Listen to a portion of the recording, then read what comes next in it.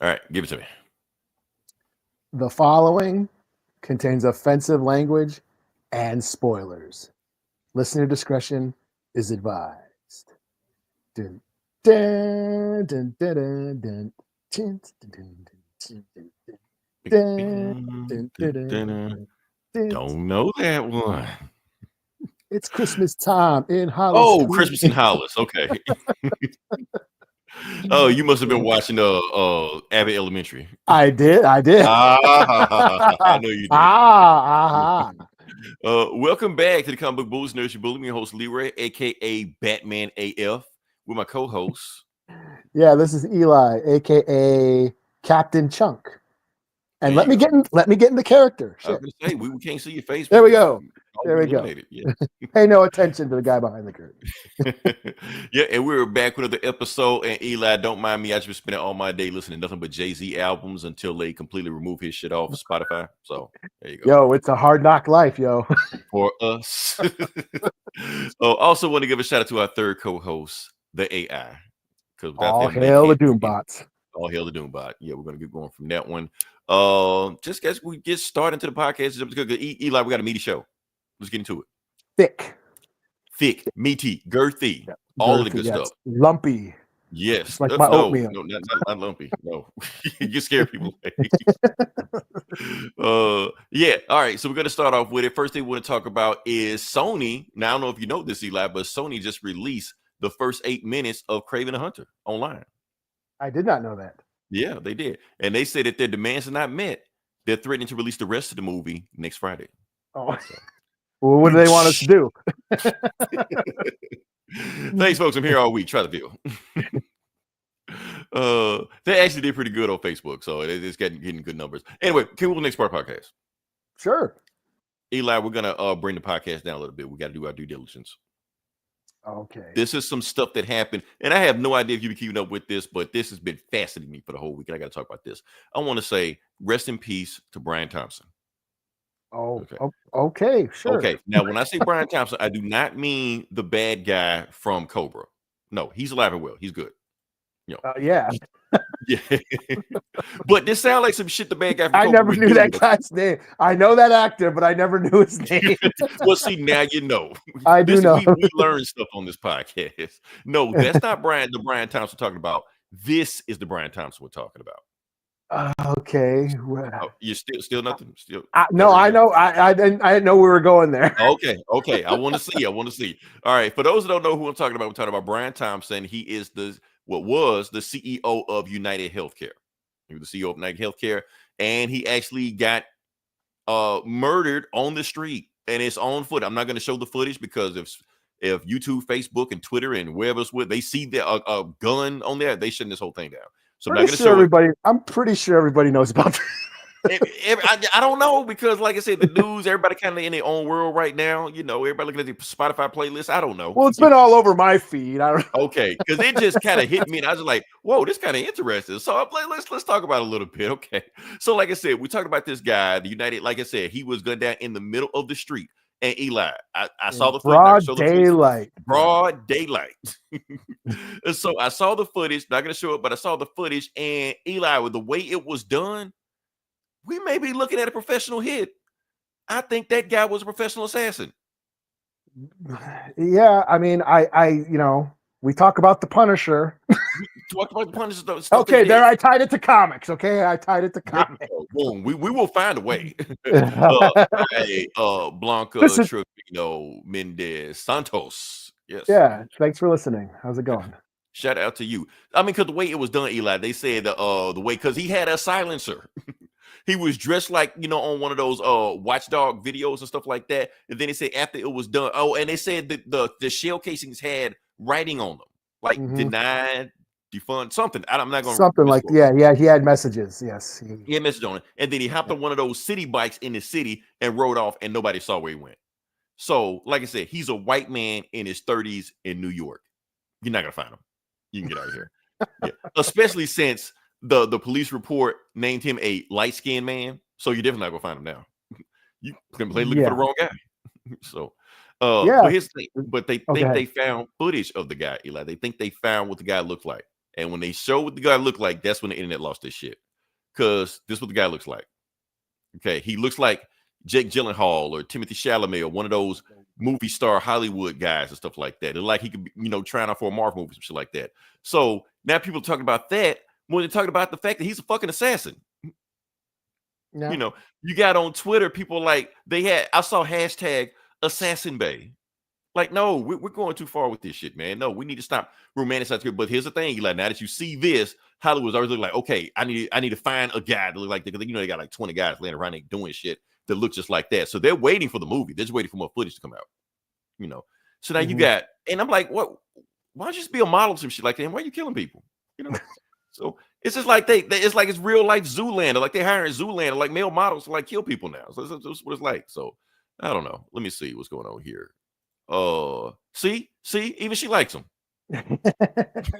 I can fix him. No, you can't. He kills people. Well, while everyone's focusing on that, right. They should be focusing on the why.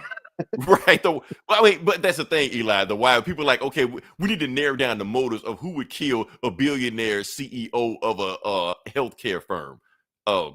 Everybody. So it's gonna be kind of hard to narrow that down. I'm just saying. So. Yeah. And if there's anything, if I got any comment to say, it's this. Okay. Give us some wisdom. Yes. I used to clean a clinic. I often thought you were about to say you was a cleaner. Like, you know this guy? I was a janitor. Okay. Yeah. No, this isn't like the professional. Okay. I'm a cleaner. The mechanic. Okay. Yeah. I was a janitor at a clinic, and in the back they had a chart where they were tracking of the patients and how many patients and the growth of the patients, and they're celebrating the patients, like the growth of them, like getting more patients, like their customers. So they want more patients. So that's the healthcare industry. They're treating patients like their customers. They want more. Yeah. They want people to be unhealthy, so they can get kickbacks on how many claims they turn down. Yes, like they get paid off that. Yes, they want more patients because there's more money in the treatment. Now they don't want anybody. They don't want us healthy. They want us sick because the money's in the treatment, not the cure. Right. There's no such thing as a cure. Yeah. It's just medicine. They don't cure shit. It's drug dealers. They're drug dealers. Right. Legal drug dealers. That's all they are. Yeah. Yeah. So that's our healthcare industry. And that's all I'm going to say about that. Yeah. Stop you because you're starting to incriminate yourself on this shit. Like, where were you, Eli, on like last Friday? But that's all we got on there. But I'll just keep it going. Like, we need to stay in focus of some stuff like this because this whole eat the rich thing, this is what it looks like. So we need to be careful about that rhetoric we're trying to push around. So yeah. Like I said, I didn't know we were going there, but that's why I didn't say anything because I didn't want you to prepare it. I wanted to catch you off guard with that. All right. That being said, can we move to the next part of the podcast? But rest in peace. Good journey to Brian Thompson. So yeah. Mm-hmm. Like I said, weird conspiracy theories coming out. Eli, they saying that the CIA may have hired this. They saying the guy might have did it himself because he was about to go to jail, some shit like that. And he got convicted, something like that. So basically, like an insurance thing, or maybe the company did it. It's all kind of stuff. I be watching all these spy movies and stuff. James Bond, Mission Impossible, Fast and the Furious. My brain is like running around and shit. Well, like that. It's more like Alan Moore said. It's more comforting. There's comfort in conspiracies. Of course, like nobody knew his route except his mistress. So this assassin guy right there, seduced the mistress to find his route. All this shit. I'm pretty sure none of that happened. I'm just making this. I'm just concocting the story in my head. Like James Bond or some shit. Yeah. Maybe it happened. Maybe it didn't happen. I don't know. But the world, it's complete chaos. Nobody is in control. But here's the thing. At the end of the day, it almost doesn't matter what happened because Hollywood just gonna make up some bullshit anyway. They're gonna cocaine bear this shit. So the story I'm writing is pretty much what it's going to be 5 years from now. Well, it was interesting. I was watching a TikTok and I can't remember the guy's name. He's an author, and he's saying that that like Hollywood pumps out all these movies about rebellions and people taking on the system and the Punisher and these vigilantes who superheroes who take on the system and go up against the government and try to right wrongs in justice for justice and shit. And meanwhile, Hollywood is run by these giant corporation, billionaire corporations, and they're pushing that narrative of like, oh, all you got to do is put on, wear a cape or be the Punisher or whatever. They're pushing this. Fight the machine. But one pissed off individual can become a vigilante and solve everybody's problems. No, that's the fantasy. Right. It takes a lot more than that. It takes us coming together and not doing what we just did last month. Right. I thought that was all I was going to say, but anyways. Okay. I think we're getting too political. We can move on past it. Yeah. But no, I'm glad you brought us back to reality. You brought, in perspective to this. So yeah. Okay. Now, let's talk about some fantasy shit, some sci-fi shit, and get away from the real world. That's the whole point of this podcast, is escapism. Yeah. Yeah, escapism. Let's talk about some comic booky shit. Let's talk about let's talk about, stuff that isn't real. Right. Fake shit. Yeah, let's talk about this shit. So anyway, that vigilante in real life? Well, let's talk about made up real vigilantes. Right, made up vigilantes, right. That's just like something that's not real. Right. Now I'm trying to think, do we have any comics we talk about now where a dude shoots a billionaire? I'm trying to make sure that if we are, we're not talking about something. Well, Daredevil, I mean, with Kingpin. Right. All right. That being said, Superman and Lois. Let's talk about Superman and Lois. Sure. Series finale. It's done. Hey, Lex Luthor right there. Lex Luthor. Oh, fuck. Okay. Next topic. Okay. Yeah, let's talk about this. Okay. Superman and Lois series finale. This is the end of the show. This is the CW. I know a lot of people are just like, oh man, Eli, do you know how many people never even heard of this show? Yeah, I was insane. Like have no idea what the hell I was talking about when I was talking about it. They were like, there's a Superman show out? Like, yeah, it's been a Superman show for the last 4 years. Oh, it's like on the CW. Oh, I stopped watching Flash, so I don't know like, you ain't gotta watch Flash or Supergirl, any of this shit. Like, it's in a whole nother universe. You have to know any of that shit. None of those people show up. Yeah. It's its own thing, it's its own universe. You can just watch it, be done with the fantasy, pretend like none of the other stuff happens. So yes, you can just watch this. And I will say that I'm pretty sure this is not a controversial take or a hot take like that. This is by far the best CW DC show. It's the only one that I finished. Yes, I mean, but now there's a bunch of reasons why we say that, because yes, for one thing, it only lasted 4 seasons. But now the problem with those other CW shows, like, they start pretty good and then just go to shit after season 8 or 9. Like, why the fuck you going? Well, yeah, by season 4, I was pretty much done with most of them. Yeah, and the thing, if I had lasted that long. Yeah, and they go like 22 episodes, 24 episodes every season. You don't have enough story for that. Yeah. This was like 10 episodes each season. Get in, get out. Talk about Superman, yo. Honestly, we don't know what the hell we're talking about. We kind of got on a tangent. We had to fight our way back here. So yeah, but we're talking about Superman and Lois. We're talking about, I'm gonna throw it back up there because, like I said, he probably don't know what the hell we talking about. Superman and Lois. Series finale, we're talking about that. Another thing, like I said, shortened season. Honestly, Eli, and the 4th season, I don't think it's a controversial or hot take also, was the best season of Superman and Lois. Yeah. I think having Lex in there and a familiar villains. And I think one of the reasons, because one of the things we were scared of, because they slashed the budget, they cut the budget of the show. Technically, that might have made the show better. Think about this, because when they slashed the budget of the show, I mean, they had to, let go some actors or couldn't have actors in many episodes and stuff again. So when they cut all those actors, guess what they also cut? All those dumbass B stories they had.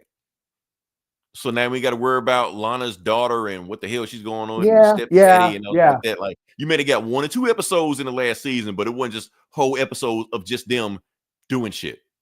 It focused on the family, the super family. So focus on them, and that was it. And I always felt when the show focused on them, the show worked. When it started going all this other place, stuff like that, kind of went down. Now, other than the Steel family, I like the Steel family. Their whole thing going on, because that whole 3rd season, him versus Bruno Mannheim, that was a pretty good story arc. Yeah, I did enjoy the whole. Yeah, I did enjoy the last couple. Actually, this show was. I don't think there was any like slow parts for me. I was into this show from the get-go. Yeah. I mean, like I say, it had moments, but you could tell, like, in the other seasons, sometimes some filler would creep in. Like, I don't know if we need to talk about this because you could feel the CW creeping in. That's the thing. This 4th season, it wasn't that. It was just bam, bam, bam. Let's get to the main story, get to the media story, get to the heart of the story, get to what Superman and Lois talking about, get to the kids talking about, and let's move forward. All the other shit, scrap that shit. You know, Lana Lang's daughter, send her ass to Europe or whatever like that. You know, get to the point. So yeah, that was getting old anyways. The whole, you know, the him and or her and was it Jordan? You know, that and you know what? And they spend all the time with them, and they don't even end up together. Yeah, like what was the point of that then? Yeah, just he just got friend zoned. Right, and he just left it at that. He was like, okay, fuck it, cool, that's whatever. So yeah, so that's why I say the 4th season was the best season because of all those things. Because actually, when they trimmed the fat and they cut the budget and also like that, they had to focus on what was it, and they basically put all the money on screen. They spared no expense. Hold on, what we got here?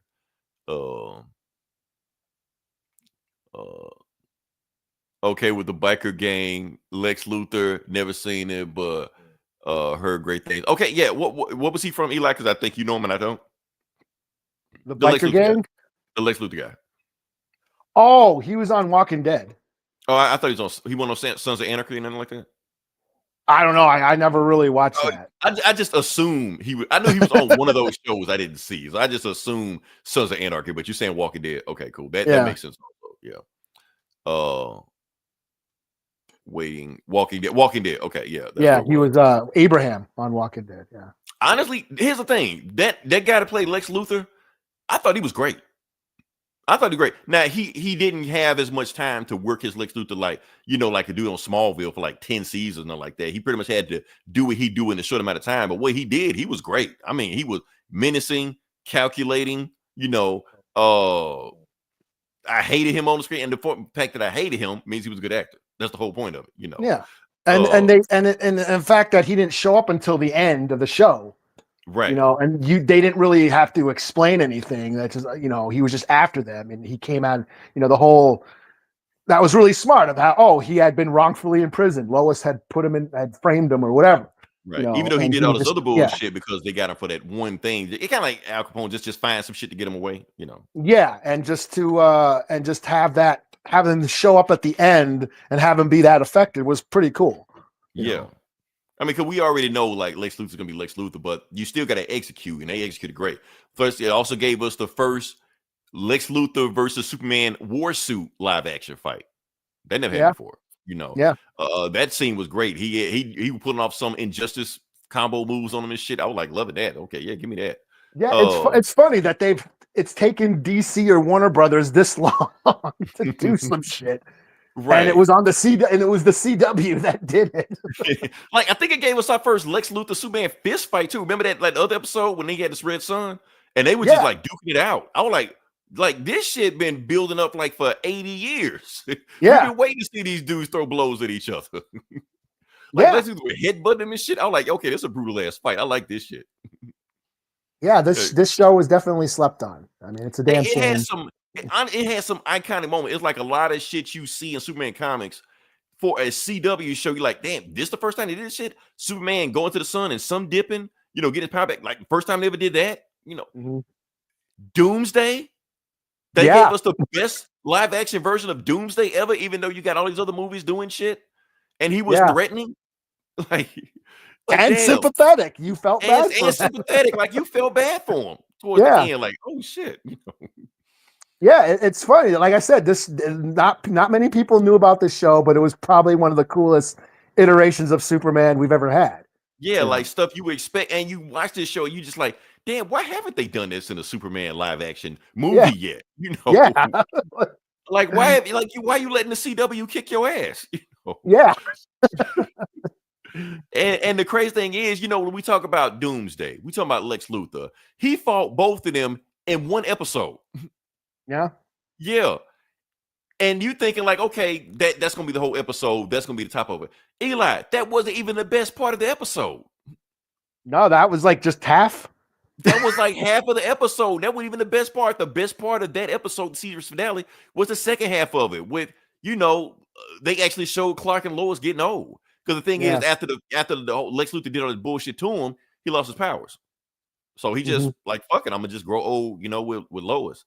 And it was cool that they did. I like that they did that because for a second there was a little bit in me that I was like, I bet you they're gonna get Doomsday's heart and put it into Clark, right? And then keep him living and stuff, and then keep him living. I thought they were gonna like one of his kids were gonna die. He was gonna take one of their hearts, some shit, something. Yeah, and I thought that's but the fact that they did that like tribute, it was like a tribute to not only this series but just the character as well, and these characters, and the legacy of this character. They stuck to their guns. Yeah. And so, and then they showed this other scene, like they show basically like a flash forward, everything. They show all their grandkids. Now I have questions. Do they have powers? Do they not have powers? He's got like 10 of them. You got like 10 Superman flying around. You know what? The show's like, fuck it. Don't ask those questions. It's a fun time. You got Clark and Lois and also like that. And then you think it's a happy ever after, Eli. And then they hit you with that damn gut punch. Now, I ain't gonna lie, Eli. When they did it, they said what happened to Lois. I ain't gonna lie. I thought it was like some onions were getting chopped up in here. No, it was it was tragic because she survived cancer, and then when it came back and got her. I'm just be honest with you. I cried like a bitch. I'm just being honest with you. I got a little misty. No judgment zone. Yeah. No, good. I got a little misty as well. Yeah. Because it came out, it was like, oh no, damn, she did all that shit trying to get over it, and then bam, it hit it just like that. And then Clark is left with her. By himself. And he can't do a damn thing about it. So the fact that it focused on Clark's human, not the Superman, but the human. Oh shit. That was off the top. Because at that point, the human, okay, look at your freestyling. The humanity, Yeah. Because at that point, this is why. And this is why he appreciated humanity. That's the core of Superman's character. That yes, this godlike being with all these superpowers cared about life and appreciated how fragile life was. And that we saw that in the last 10, that whole ending sequence. And see, so we got to see him, get old. He got a dog. He got crypto. Yeah. He asked him like, why have I never had a dog in this show? I mean, he asked himself that question because he did that because he needed companionship because after Lois died.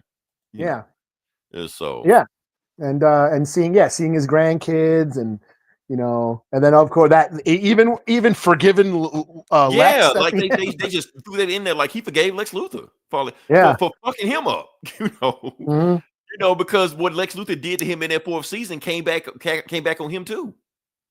Because he said this is my first time I died, saying that I had 32 more years left to like live life, but then his heart gave out, then that was it. And then but the way that was a beautiful scene too, him seeing all his friends and family and the kids and like Lex Luthor forgiving him, and then he saw Lois with that dress because that was the first time he like fell in love with Lois, and then that's his heaven. He goes to heaven at the end of the show. So you think it's a depressing show because the show basically ends with Superman and Lois dying. But the way they do it, it's beautiful. It's like damn poetry the way they did it. And like I said, it was a tribute. It's a tribute to the show and all these characters, but also to the idea of Superman. Because that's the thing, Eli. We had to get over this. Our Superman fans been having a rough ass time. Like the last years with Zack Snyder for like a decade. For a decade, and you got an evil ass Superman. What if Superman, but if he was an asshole? What if Superman, but he's Homelander? What if he's Omni-Man? What if he's Injustice Superman? What if he's Black Adam? All this shit like that. Or Captain Marvel out Supermaning him in the MCU. Spaceships and shit. Damn, man, we want to see Superman do this shit, but we can't. We got to deal with asshole Superman. But no, they gave us a Superman, the closest iteration of Superman to the comics we've ever gotten on this show. And he's raising kids, and he's human, and he's just a great actor, and it's just telling great stories, and it's even enhancing the comic storylines. Like when he told the world his secret. Like that was some emotional shit right there, especially like the dude was shooting at him and he looked at Lois at super speed and you can see like Lois like it's time just do, or like how his relationship was tearing apart him and Jimmy Olsen, or how he was gaslighting, other families just by telling his other kids to lie to them, tearing apart their family. So all that shit came back. All this shit, like it had emotion in the show with the action, with the family drama, all this stuff. Like it made it work. Yeah, because it was him, again, just him being human, having to deal with the relationships with his family and his friends and what being a human is. I mean, yeah, it's all cool to go fight supervillains and, do all the superpower shit. But still, the core of the show was about the family, and the family dealing with this shit. And yeah, that got interesting when the kids got powers, and then we got that the teenage superhero motif, like the Spider-Man sort of theme, you know what I mean? The teenage superhero trying to deal with all the pressures. We got a little bit of that. But the fact that we had Superman in there kind of guiding both of them, both of them, right? I thought that was really cool, where he had to learn how to be a father, So yeah, it brought depth to Superman that we've never really seen before. Right. So because it wasn't like Clark Kent was just some other thing. No, like Clark Kent is a vital point of this show. Like he has to be if you want to raise his kids. Yeah, like like Clark Kent is the human guy. Right. So that's the normal life that he needs to lead, Yeah. The Superman stuff is easy. It's right. Because he's been doing it forever. Right. Yeah. Yeah. Superman's easy. Being Clark Kent is the challenge for him. Right. So, no, like I said, this is the first CW show of like the Arrowverse show that I actually finished. I fell off the rest of them, Jake, what it do? Oh, it's Jake. Shout out to Jake for having us in his top 5 Spotify list. Yeah. Yeah. I didn't know you could even do that. I didn't know he could either. I'm like, what? Why he got it in there? We don't. Yeah. Anyway, but yeah, like I said, this show, don't compare it to CW shows. It's unfair to compare it to CW shows. Like we just saw the Penguin. It's closer to the Penguin than it is Legends of Tomorrow. Yeah. Penguin was about a villain. Yeah. Penguin was about a villain, a straight up fucking, piece of shit, fucking asshole villain. Mm-hmm. This was about a hero, a superhero, if you will. Right. This is the opposite of that. So these are the two best examples. And cares about family. Yeah, just forthright and wants to do the right thing. And and another thing about Superman, like you see a lot of actors when they play Superman, like when they play Clark Kent, you can feel like they're pretending to be Clark Kent, like they're pretending to be clumsy or pretending to be goofy. This felt like him. Like it felt like he was Clark Kent, even though he was still coming off goofy and nerdy and but it still felt like that's him. Like he's not putting on an act or anything like that. Yeah. Well, he didn't really have to be goofy. It was just more of him. I think this show more focused on him trying to keep the secret. Mm-hmm. Like, he's watching the news. Like he goes into the diner and he sees on the news there's like a boat sinking on the other side of the world.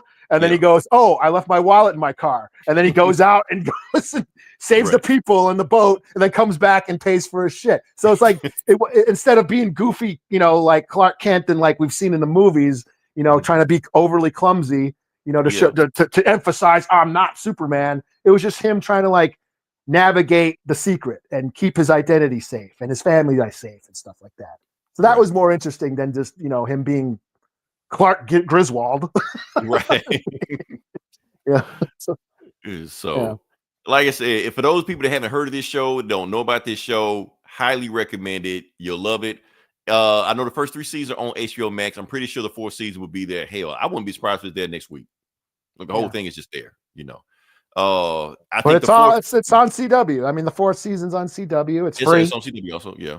You don't gotta subscribe to anything, so just sign in, just watch it. I mean, that's the thing. Like they're giving you this kind of free entertainment.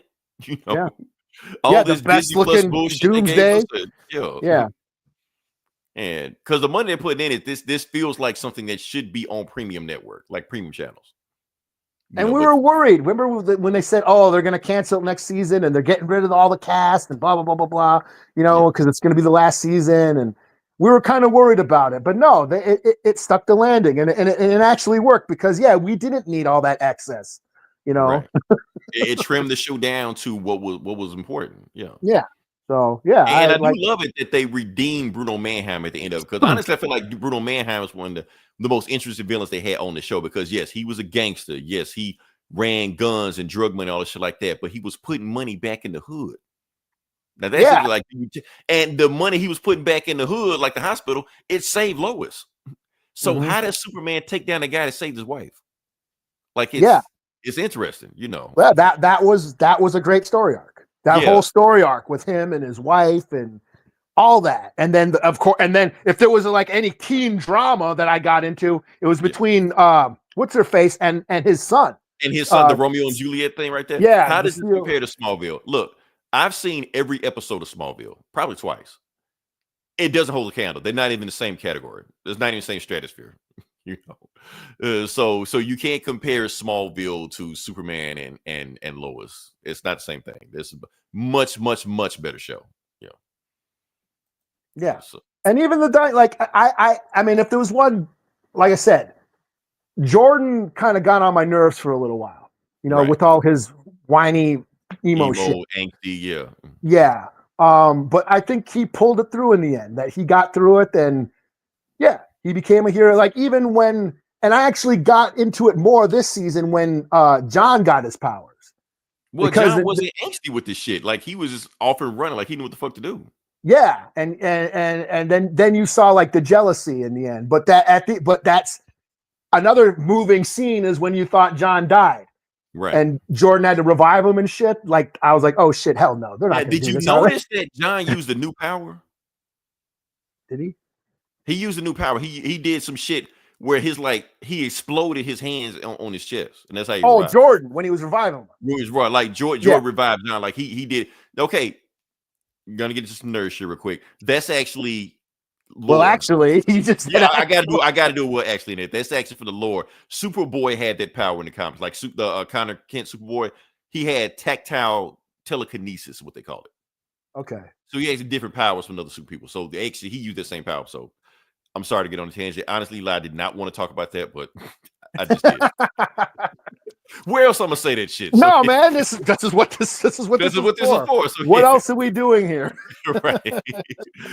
So yeah, like I said, highly recommend this show. Honestly, the fourth, like, I love this show, but this fourth season is some of the best stuff, live action stuff DC has ever done. Movie, TV show. You put it against anything. I will put this fourth season against anything they've done. Even against your Lord and Savior Zack Snyder. I would. I would. Yeah. So sorry. I've seen the comments on some of those threads and shit. Yes, I have to put it under Zack Snyder. Yes, I have to put it over Zack Snyder, man. It's because it's complete. It's comprehensive. Like, this is the thing I would recommend. I can't recommend Zack Snyder. You know, I like it, but I can't recommend it. Yeah, but Superman because I would highly recommend. Yeah, please watch this show. You gotta watch this show, man. Like why we are Superman fans. This show proves one of the reasons why we're Superman fans. You know, it made me a Superman fan. I mean, I never disliked Superman. Yeah, I thought he was but I got into Superman. Like I said, we've been in a Superman renaissance lately. Between this show, I've been reading the comics and shit. I was watching My Life with the anime. I'm not current on it. I didn't watch the new season, but that animated show on HBO. My Adventures with Superman. My Adventures with Superman. Yeah, I mean, Superman's been kind of cool lately, and I think it's cool. Like, I got into it. But yeah, but no, I like what I was saying. Like, I've seen some of those threads where people are saying this is like better than anything Zack Snyder's done, and there's the Zack Snyder bros that are actually defending Zack Snyder's version of Doomsday. Like, how? He's like a fucking Ninja Turtle. This is like, this is Doomsday. This is what Doomsday's supposed to look like. Yeah, not that bullshit they had in there. So yes. Zack Snyder's was an original design, and by just all up on his nuts and shit. Jake, that Superman documentary, like the Christopher Reeve documentary. Honestly, I am not going to watch it because I feel like it's gonna be too sad. That's just me. Yeah, I haven't seen it yet. I haven't seen. I think it's going to drop on HBO Max like next week, or if it's not already there. I think it's already there. I think it's already there. I haven't. I mean, I gotta watch so much shit. Yeah, it's so we got to work too, man. We just don't just do this shit all day. I mean, most me and Eli have lives out of this shit. So yeah. Have you seen it, Jake? Well, Yeah, you review it, Jake. Shit. I know the Take some of story. the I know what pressure off us. happens. Yeah. I remember. I've seen those original Superman movies in the theater, and I remember when he fell off the horse and broke his. Yeah, that was some sad shit. I don't want to see that shit again, man. It was sad then. Yeah, Superman can't walk. Was that Chris Rock? Superman can't walk. Superman can't walk. It's like the Hulk getting gout. Aquaman drowned in the tub. Yeah. Some sad shit, man. Yeah, man. I don't want to go through that again, man. I don't want to relive that. Oh, that being said, another thing, Eli, we're not talking about that they did better than anything else live action. Okay. They gave us a live action Steel. Yeah. Yeah, that was cool. That was cool. They gave us like Steel like John Henry Iron. So Eli, I'm gonna throw it back to you. Who did it better? Superman and Lois or Shaq? Well, Shaq-a-roni, man. No, no. I to tell you the truth, I don't even think I've ever seen Steel. I may have seen it high, but I don't remember it. So no. I'm not. We're gonna move. All right, I'm gonna talk about it. I don't have a problem with the movie. Here's the thing: it was made when they didn't know how to make these movies. It's the 90s, yeah. It's a 90s movie. They didn't know how to make these movies. So when you watch it and you put it in that perspective, it wasn't that bad. It's people make it way worse than what it was.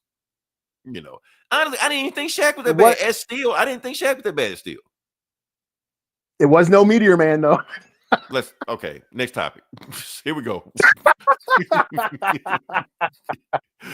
Oh man. But yeah, watch the show. Great show. We're moving on past that. Okay, Eli, I'm gonna throw it to you. Okay, so now, like I said, we watched the CW where we didn't have to pay for it. Now we're gonna talk about Disney Plus, where I had to like scrape up every kind of coupon I could find. And we're gonna talk about Star Wars, The Skeleton Crew. Now, before we start, Eli, I just want you, please tell me that this restored your faith in Star Wars, because I know you've been chasing that dragon. Please tell me you trot that dragon. I don't know if it's a dragon,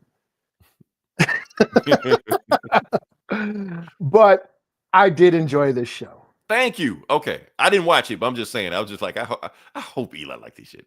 I did enjoy the show. It's only first 2 episodes, so but I did enjoy the show.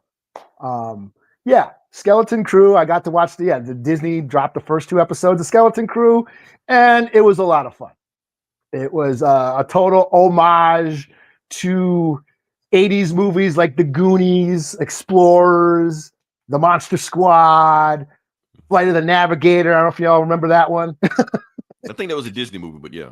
Yeah, the kid gets a spaceship and goes flying. It's a total homage to Stranger Things, The Lost Boys, The Last Starfighter, all those elements, kids in danger, little kids in danger, because that's what happened in the 80s. We had all those movies were inspired by Star Wars in the first place.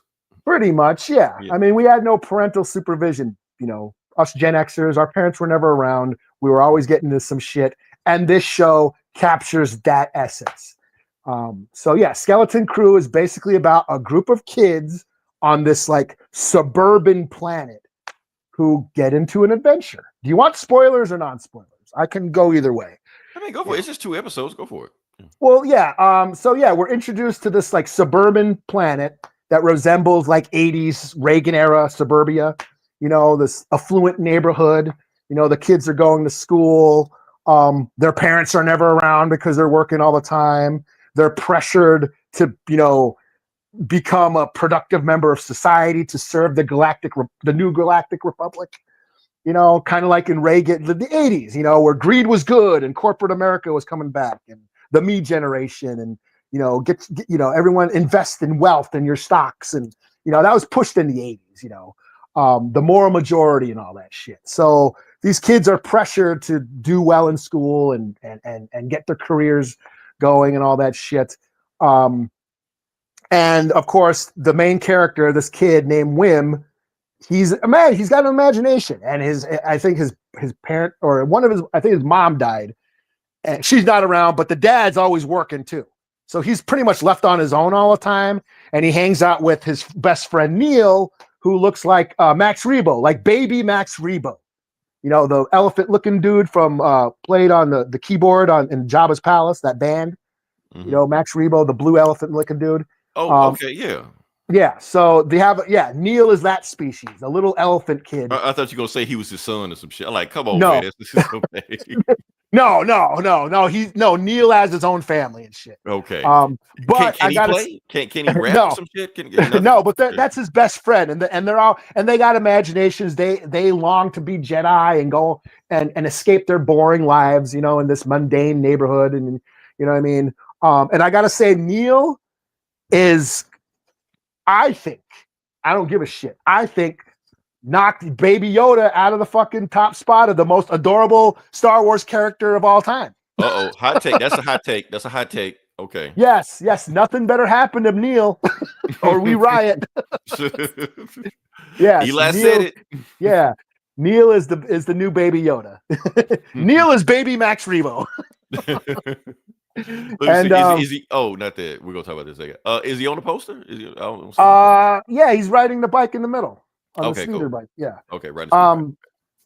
And then of course there's what's her name? Fern. I think her name's Fern. She's like an older, like rebellious, like preteen who's gets into trouble.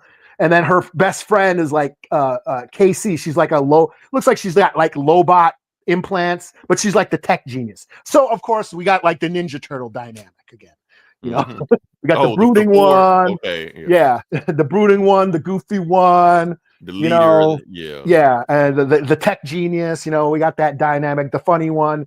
You know, and they basically uncover a secret spaceship buried underneath their neighborhood, and of course they accidentally turn it on and get whisked off into space and get lost in space. You know. Okay. And then they encounter space pirates, and basically they got to navigate the dangers and of you know, this dangerous galaxy. And of course they're in over their heads, you know, because they're on this like sheltered suburban planet, you know, and have really naive to the dangers of the galaxy. And, you know, and of course the pirates, they never heard of that planet. Oh, you must be from that secret treasure planet. So obviously there's some secret to that planet they're on, that the suburban planet, you know. So isn't that just like Stranger Things? Like the suburban planet got other shit going on. Yes, it's very much just like very Spielbergian, the Steven Spielberg motif of something going like in the Goonies, where there's the buried, you know, they're after the buried treasure. You know, Poltergeist, where the neighborhood is built on a fucking graveyard. You know, there's always some secret. But even slasher movies, like that was always a theme in all the like old slasher movies, where that was like the statement that they were making, that suburbia might seem peaceful and quiet and safe on the outside, but there's some corrupt shit going on beneath the surface, the underbelly, where some tragic shit happened, and that's what drove the slasher killer to go on a killing spree. You know what I mean? There's always some sort of underlying corruption going on in the suburbs. That, you know, that's the statement that like John Carpenter and Wes Craven and all those, you know, horror directors from the 70s were making about suburban America. And it's interesting now that we're talking about it. You know, the idea of suburbs, you know, American suburbs came about. They propped up after World War II, you know, where, you know, white middle-class Americans left the city, left the dangerous plight of the city, and made a safe space outside the city. You know, and sheltered themselves from like, the violence of the urban areas, you know. Oh, I live in Jackson, Mississippi. Trust me, I know. Yeah. But here we are in the Star Wars universe. This is right after the Galactic Civil War ended. Okay. And now we have a suburban planet. You know what I mean? So it's kind of like the same idea. This big giant galactic war happened, and then after it's done, we have this working class that are gathered in this safe area, this safe space, this suburban planet, you know. So it makes parallels to, you know, the real life, you know, like all good science fiction does. So I just thought that was interesting, you know, for people who have a problem because there are people bitching, oh, space suburbs is so stupid. Suburbs in Star Wars is stupid. There's that element out there. Right. But I'm saying it works. It totally works, So yeah, I mean, I had a lot of fun with this. This is very, very much like the Goonies in space. We have not, so far there's no legacy characters. There's no lightsabers yet. Well, the kids are into lightsabers. The kids are like reading about Jedi, and they seem to like have these like imaginative dreams of going on adventures. So the Jedi are a thing. They are, a legend, so to speak. But we haven't seen any Jedi really. Actually, Jude Law is Force sensitive at the end. Okay. So yeah, there's this thing with pirates, and I think Jude Law was a pirate. He was there was a masked character. So in the beginning scene, there was like a pirates invade a ship. It's a big space battle. Pirates get on a ship to rob the vault, and then they pull a mutiny on the captain, and the captain was masked. At the end, when the kids encounter the pirates and get thrown into like a prison cell, they encounter Jude Law. I think it's implied that Jude Law was the masked pirate at the beginning, and he's Force sensitive. I don't know if he's a full-on Jedi, but he can do a few Jedi tricks and shit. But that's about it. I mean, they're not leaning into the Skywalker saga. So it does take place after Return of the Jedi. So it's like the same time period as the Mando series. Yeah, because Jake trying to see if anybody's going to show. I hope nobody does. Yeah, we don't need anybody showing up. Yeah. We don't need anybody. Like, I don't need to see Luke. I don't need to see Mando. I don't need to see any of that shit. Just let this be its own thing, because that's what's making it good. I think people get too, fans get too obsessed with wanting to connect, wanting that nostalgia. This feels familiar because we're seeing those throwbacks to 80s movies like the Goonies. Right. That's why it feels familiar. It feels like an old, like E.T., like a Spielberg movie. And I think that's where that nostalgia is there. We don't need to see Luke show up with a lightsaber. Just let this be its own thing and enjoy its own thing, and so we can enjoy it as its own thing. So yeah, I don't want to jump the gun and say, yeah, Star Wars is back, and this is how Star Wars should be done, and this is what you need. Disney needs to do this. No, just make some cool shit. Like. But at least it's off to a good start. That's the main thing. It's off to a good start. Who knows if they're going to stick the landing? We don't know. This is just the first 2 episodes. Ahsoka, I enjoyed the first few episodes of Ahsoka. That took a dive in the middle and came back at the end to be pretty cool. Book of Boba Fett started out cool, then shit its pants. And that's the thing. It's like most of these Star Wars, like Obi-Wan, I just thought was Mando, the first 2 seasons of Mando were dope, and then the 3rd season sucked. So it's like I don't like everything that they've done, but just enjoy it as it comes out. I'm not gonna like, this is what you need to do from now on and all that shit. So yeah, I had a lot of fun with this. I'm of that time. I grew up on the Goonies. I was the same age as those kids. So this was right up my alley, and it was just fun. It was just a lot of fun. So yeah, so far so good. Okay. All right. So we got that. How many episodes is supposed to be? I don't know, 8 or 10. 8 or 10. Okay, that sounds about right for Disney Plus. So yeah. All right. So let's move on to the next. 4 out of 5 out of these 2 episodes. 4 out of 5. Good, strong score. Okay. Yeah. So the next thing we're going to talk about, this is our 3rd topic we're going to talk about, or 4th. I don't know. We've kind of bounced around, but yeah. We're talking about Creature Commandos. Now this, Eli, I have heard nobody talk about this. Matter of fact, it's hard as hell even find it on HBO Max. Yeah, it's not on the front page. I had to go search like when you go to Disney Plus, like Skeleton Crew is like right there. Okay, click it. You got to find this shit. If you don't know it, you wouldn't know it's there. Like I had to like creature. I couldn't even just put in CRE. I had to like spell the whole thing out. Like, fuck, man, how you expect people to find this shit? So yeah. So for those who don't know, Creature Commandos is out. This is supposedly technically the first James Gunn of the first DC thing of the new DCU. Even though it's not the first thing of the DCU. No, because it's not.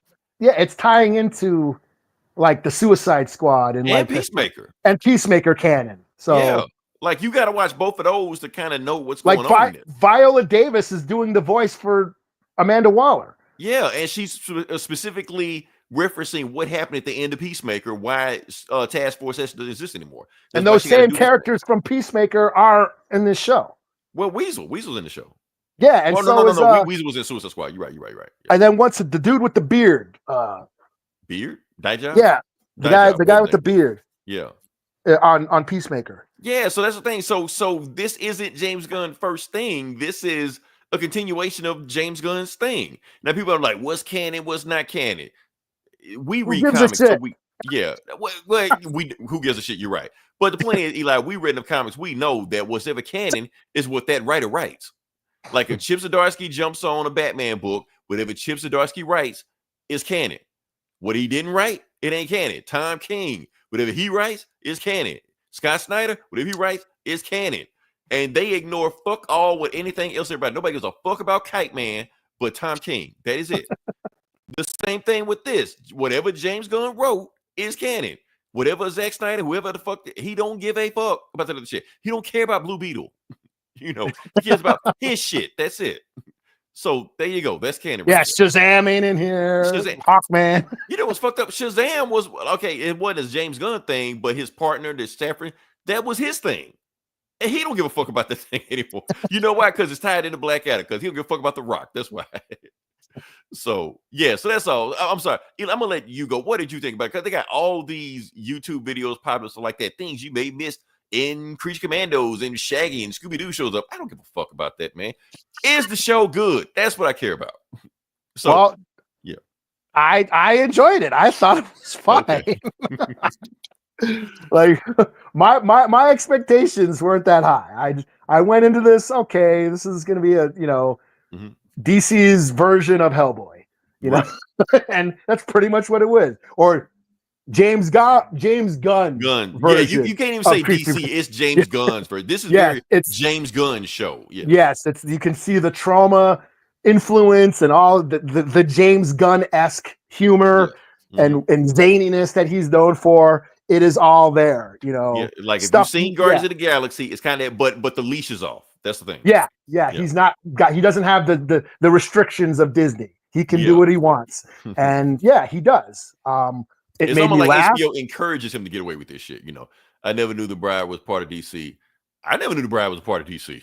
Yeah, I'm not like well versed in I know. And that's the thing. I'm not well versed in Creature Commandos. It's right. But here's the thing, Eli. I don't think she is part of DC. I don't think she's a thing. I think this is just James Gunn doing shit. Yeah, and it doesn't really matter because the Creature Commandos weren't really that big of a thing, and they were just an offshoot monster book, Yeah, and that's things like I'm not well versed in Creature Commandos. I'm not the greatest Creature Commandos expert in the world. But what I have read from Creature Commando, what I do know of Creature Commandos, James Gunn took a completely different turn to what I expect from them. Yeah, but because I was just disappointed the werewolf. Yeah. It's what I expect from him. He's doing something different than what those books have done. This is basically a James Gunn story. He has a story he wants to tell. He took these wacky ass characters, kind of like Dr. Foxworth. I don't even think he's in Creature Commando. He just threw him in it because he just felt Usually the lineup, from what I remember, is it's Frankenstein, some sort of Dracula vampire character, a Medusa, and then a werewolf. Yeah, and then it wasn't Rick Flag. It was some other army dude. It was another army dude. Yeah, that was I forgot his name, but yeah. I mean that's all. I mean, it's Rick Flag was never a part of the Creature Commandos. No, Amanda Waller was never part of Creature Commandos. This is basically Suicide Squad with monsters. It's Suicide Squad with monsters. They pretty much say that. So it's like James Gunn's doing whatever the fuck he wants. So you don't have to read or know about Creature Commando. He's just doing the fuck he wants to. Honestly, the whole Bride thing, he's not even referencing DC. He's like quoting Mary Shelley Frankenstein. Like he's quoting lines from that novel. Yeah. And shout out to Mary Shelley, the mother of science fiction. The mother of horror, yeah. No, the mother of science fiction. Yeah. Yeah, that was like one story. Yes. Yeah. Yeah. And one of the and modern horror, like that influenced horror as well, Yeah, science fiction and horror. Like I said, they're here. They're right there. So yeah. She invented all this shit. So. I think it's funny that they turned Frankenstein into like this Captain Save-A-Ho creep that's been chasing her for. But it makes sense. It's like weird. It's like because like the way the story going out, like I hope this story is going the way I think it's going. Oh, it went the way I think it's going. Okay. Like it's been over 100 years, man. Give it up. he's got all these strippers dancing around him, and he's still going after a corpse. Like, right, come on, man. Like you can do whatever, but he wants her. That's the thing. So it's like, I'm glad you said that, Eli, because we could say it's a commentary on male toxicity and all this shit like that. Now, here's the thing. Like, shit. Oh man, we gotta go there. We gotta go there. Politics out of comics. James Gunn don't. Here's the thing, and this fuck James Gunn up the first time, and he won't quit. So we just talk about Skeleton Crew. Here you go with all this woke shit. Because we talk about Skeleton Crew. Now, Skeleton Crew, for the most part, like the usual crowd, they pretty much left the show alone. You don't really hear anything from them. They left the show alone. It's not like they went after like they did with Acolyte. However, they're coming after Creature Commandos because the first 5 minutes, Creature Commandos is basically talking about them, specifically about them. Mm-hmm. So now that they know that they're the being made fun of, they're going out of their way coming all these YouTube videos. Creature Commandos suck. You can't find all these crap. Crap like that. Even though, because the show is clearly making fun of them. Yeah. So I just thought that was funny. I like this. The shit that got James Gunn fucked up the first time, but he went at it again. So yeah. So I'm glad you said it exceeded your expectation, Eli. For me, it met my expectations. I was like, it's more James Gunn shit. James Gunn gave us more James Gunn shit. For right now, the first 2 episodes did not exceed my expectation. Did it give me what I expected, like from Harley Quinn? Like, oh man, you gotta like. Is this something I would recommend? Not yet. I will not say this something I would like. Man, you got to go watch Creature Commando. However, that second episode did have some stuff in it that like, okay, it's picking up. We're getting a story here now. The first episode it didn't sell me. But depending on where that third episode and fourth episode go, I'll be like, okay, we got something now. So I'm waiting to see. But right now, it's something I'll check in. I enjoyed it more than I thought I would. Like I'll check it out. It's and I'm like, wow, I rather enjoyed that. See, the thing is with James Gunn, like I'm not worried about him with these weird ass characters like Creature Commandos and who else he got? The Authority and shit like that. I expect him to go weird shit like that. Oh, yeah. It's Superman that worries. Yeah, that's where you're worried. That's what worries me, especially since he's the one that killed Superman and Lois. He specifically did that because he didn't want to interfere with, like, he didn't want a TV show and a movie show of Superman at the same time because he thought it would confuse us. Like, we're so fucking dumb, we can't tell the difference, I guess. So since he did that, now the pressure is on him. Like, he has a lot to live up. Like, you just kill the best Superman thing we've ever gotten, and you come up with your own thing. You better deliver the same or better. Yeah, well, that's the thing. That is going to be his test because he's really good at getting to the heart of these wacky characters, these like outcasts, and he's good at that. He's good at like getting to the drama, the dramatic weight of them. Mm-hmm. Can he do that with Superman? Superman is, not a wacky and zany character. A wacky character. Yes, he's sci-fi, but he's not Rocket Raccoon or some shit, Yeah. Can he do that? Can he balance? Because he's always struck that balance of being goofy, but with heart. Can he get rid of the goofy from Superman? Can he not be goofy with Superman? Right. Like, let that not be the overall tone. Because, like I said, from what I'm saying right now, like I said, right, Creature Commandos is delivering exactly what I expect it is, but it's pretty much delivering the same tone as the Suicide Squad, as Peacemaker, as Guardians of the Galaxy, as all the other shit he's done. It's the same tone. So, but for what he's doing, Creature Commandos fit. It makes sense. Yeah. That's why I think he should do like a Booster Gold TV show like that. Or a Terrific TV show. Get like DC. Here's the thing between DC and Marvel. DC can go way wackier than Marvel can. Like Rocket Raccoon is about as or Howard the Duck. That's about as crazy as Marvel gets. Where DC they can go like Squirrel Girl or something. Yeah, all this shit. So James Gunn has a lot of shit to play with, but I don't know. Superman is going to be a tough one for him. That's going to be outside the box. We're going to see. Well, yeah, we'll see. Can he do it? Is this going to be The Color Purple? like Steven Spielberg. That was like Steven Spielberg's first foray into like serious drama. Right. You know, can he do that? I say it's his best movie, but that's just me. You know, I know it's controversial opinion, but I don't care. Oh man, you don't like 1941? What the fuck? No. Fuck, hell no. All right. Can we move to the next part of the podcast? Sure. Slap a score on it, man. I'm gonna say 4 out of 5 because that second episode, especially that Cersei versus Bride fight, they went the fuck in on that shit. I like, okay, you got me with this one, James Gunn. Yeah, I thought that was pretty cool. Animation was on point, all that. I was like, okay, yeah, bloody. It was like, yeah, I was like, yeah, they were beating the shit out of each other. They were beating the shit out of each other, yeah. So I like, nah, you got me with that one. And plus, the thing is, when you're doing Creature Man, like all of the actors, like the voice actors, look like the characters. Yeah. So if they ever I'll give like it a 3.5 out of 5. I mean, it's cool. I thought you liked this better than I did. I liked it better than I thought I would. I really didn't give a shit. Makes sense. That makes sense. Okay. I just watched it like, I'll check it out, and I'm like, whoa, that was pretty cool. Like I'm like, I have no burning desire. I need to see the next episode right now. You're right. I'm the same way. I'm the same way right now. But maybe they'll sell me. Maybe they'll sell me. Yeah, but it gives me something to watch. something new to watch, and I'll check it out. Can't watch Superman and Lois anymore. So sure. I know. Yeah, that's the thing. And it ain't gonna fill that void. Right. so yeah, I'll give it a 3.5 out of it. It's cool. It's good enough. Okay. We'll see. Maybe it'll get better. We'll see. I don't know. Yeah. But it's there. Because like I said, Eli, we're the only two like non-crazy YouTube like regular people. We're regular people. We're the only people talking about this show. Yeah. Nobody knows it exists. Nobody even knows it's a thing. Yeah, we're not selling you outrage. I don't even know if it's even worth even promoting, telling people it's a thing. It's just a thing. Just watch it. I mean, I've seen a couple a couple of channels doing reviews on it, but no, they're not the grifters, and we're not selling outrage. Right. So we're just telling you what we think. It just is what it is. Yeah. So it was cool. I enjoyed it. I'm not sitting there every Tuesday night or whatever.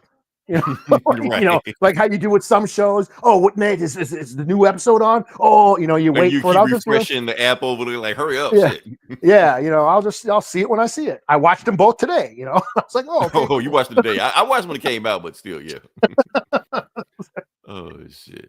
So all right. Oh, yeah. while we're talking before we move to the next podcast, I mean next not podcast part. Joker 2 comes out Friday. On Max? Uh-huh. Okay, I'll be sure not to watch it then. Okay, there you go. I'll just make sure I warn you ahead of time. Even though like Quentin Tarantino and John Waters love it. But they love it for the wrong reasons. They specifically said they love it because everybody hates it. Because they hate comic book movies. So like, they hate comic book. They love it that people are so bad. That's the only reason they like it. Yeah. They don't like it. They just like the reaction of people to it. That's all. Yeah. They're being edgy. Yeah. Yeah, that's all it is. I like you assholes. Okay. All right. Now, Vidja section. Eli, a new Marvel game dropped. Oh, really? Yeah. Called Marvel Rivals. Oh, I did see like a preview for this. Yeah, is this like a phone game? No, it's on like regular systems, Xbox, PlayStation. It's on PC. No shit. Yeah. Work has been beating my ass, so I didn't have a chance to worry about playing this. I worry about that on my off day, But Gabe did hit me up. Shout out to Gabe. I don't know if he still listen to the podcast anymore, but he did hit me up. Man, you on Marvel Rivals? So Gabe, I will be on Marvel Rivals next week. Eli, what is it? Is it a fighting game or what is it? It's what is it? It's like Overwatch, I think. Okay. Like, if you know what that is. So it's like a team battle and kind of like that? Yeah, kind of like that. Oh no shit. Yeah. It's a ton of fun. Okay. But I'm bearing the lead. I'm not taking the most important thing. Okay. It's free. Okay, because is it like that Star Wars what the fuck was it called? Where you can, it was like the free game, you can download it, but if you want to unlock characters, you got to pay shit. But it was pretty much like a open world battle where you just fight everybody. Yeah. Okay. All right. Well, then I might check it out then, because I was playing that Star Wars game for a bit. Yeah. So this is a free game. Anybody can just jump in. Star Wars Hunters. That's what it was called. Yeah, they're saying the game is doing nothing right now. Like I looked on Twitter and stuff like that. Like if I would have played the game, that would have been a thumbnail because that's all people. That's all Twitter is talking about right now. Well, shit, I will Google the fucking gameplay real quick. Oh, and you know what? You know what the character everybody's going crazy over right now? Who? Psylocke. Well, I would. Yeah, if I could be Psylocke, she got some kind of like sexy new design or some shit. So like everybody's going fucking crazy. I'm like, okay, welcome to 1992. Yeah. When Jim Lee had us in a headlock. I'm gonna play Psylocke. Is it third person? If it's third person, I'm definitely playing Psylocke and watching my own ass. It's third person. It's third person. Yeah. Gonna stare at my own ass the whole time. Jiggling shit. So like I said, I have no idea what the game does. I'm gonna play it. I'm gonna stream it. I'm gonna stream the game. So I'm gonna stream it on the show next week. I'm gonna do live streams, post it on the fan page and all shit like that, and see where we go. So yeah. All right. Let me say, can we move on to the next part of the podcast? Sure. I was just this is PS5. Oh yeah, so it's on PS5. It's on PS5, it's on Xbox, it's on PC. So no, it's not a phone game. It's a real game. Okay. Because I was thinking the same thing you would think, like it's some kind of cell phone game. Like, no, it's real. Yeah, because I saw like the free shit, and so I was thinking like, oh, is it going to be on the phone? That's how they get you. You get in free, and then you got to download and unlock all this other bullshit. So yeah. Let's see. Oh yeah, it is like yeah. So it is third person. Mm-hmm. Okay, you can be Spidey. I see Venom. Is that Venom? I think so. Okay, so you're like a team battle, and you go up against another team, and you like capture the flag. Okay, I'll check it out. Yeah, I'll give it a whirl too. So we'll see. And I'll whoop everybody's ass with Psylocke's ass. All right, so like I said, we move to the next part of the podcast. It's Comic Book Bullies. We're talking about comic books. We're gonna jump into it. And who's got more books? Not me. I only read 2 new ones. I got more books. What am I gonna start with? Let's start with some bullshit. Bullshit first. I'm sorry, y'all. We're gonna start with some bullshit first. Let's knock this shit out the way to begin with, because I was so fucking pissed when I read this damn book. Let's start off with Ultimates number, what are we on, 7 or some shit? Something like that. I don't know. Honestly, I'm not even gonna like do a whole thing. I'm gonna just kind of break it down. Where am I? It's like Superman. Yeah, Superman. Sorry about that. I was kind of rereading because I forgot what happened to the book. Okay, hold up. I'm gonna just get to the whole point of the book. The whole point of the book. Okay, the whole point of the book is that last issue, Hulk beat the shit out of check it out. They got Native Hawkeye 4-panel and saying some shit. Yeah, 4-panel. Yeah. 4-panel. Okay. A few panels. He's got. Oh, look at it. It's not even November anymore. Well, bless their hearts. Well, this was made in November, so yeah. So yeah, but the whole point of the book is that the whole book is just about how Hulk beat their ass. They just talking about how Hulk beat their ass. Like, damn, that was a crazy fight. Hulk beat the shit out of us. It's like that. They're like, what we gonna do now that Iron Man's dead and all this shit like that? Iron Man, he crushed Iron Man like a Coke can. But at the end of the issue, we see Tony Stark is in cryostasis or some shit there. He ain't dead. Fucked up, but he ain't dead. Okay. To be continued. Okay, so here's the thing about this book. I don't really give a fuck about them talking about how they got their ass whooped. Have them do other shit. They do this shit in between.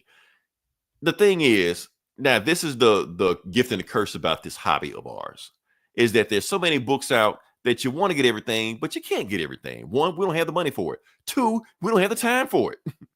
We do other shit other than podcasting. So the point is, when we see a book that we like or a cool cover, some shit like that, and you gotta contemplate, which book am I gonna get this week? Which book am I gonna get this book? I could have got this book, but I'm gonna get this book.